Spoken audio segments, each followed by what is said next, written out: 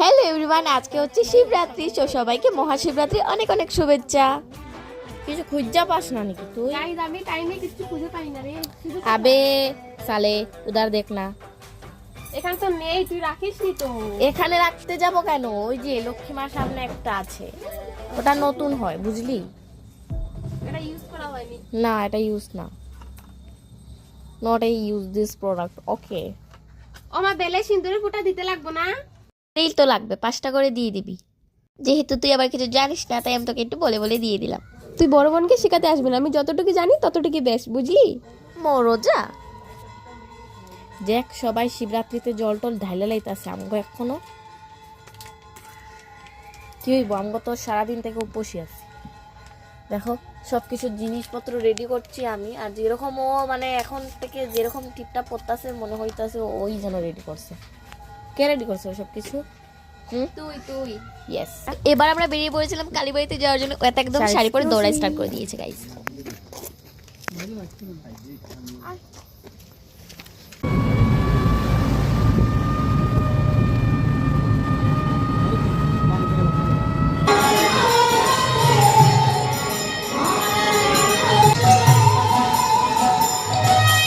দেখতে দেখতে আমরা মন্দিরে প্রায় চলে আসছিলাম। এখানে এসে আমি নিয়ে গেছিলাম প্রদীপ, কারণ আমরা ওখান থেকে কিছুই নিয়ে আসিনি। তো সেই জন্য আমি আগরবাতি আর নিয়ে নিয়েছিলাম প্রদীপ। তো চলো এবার যাওয়া যাক।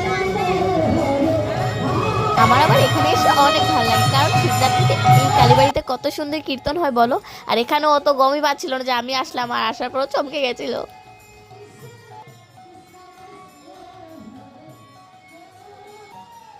এত প্রদীপ জ্বালানো হয়েছে, বেশ ভালোই হয়েছে। আমি একটা প্রদীপ নিয়ে আসছি।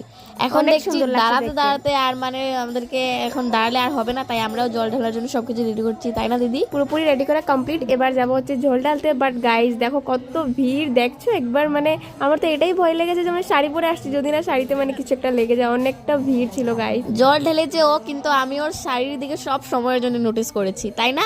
আমি একদমই গাইস শাড়ি পরে একদম হাঁটতে পারি না। তাই তো আমি আমার লং ফ্রকটা পরে যাইনি।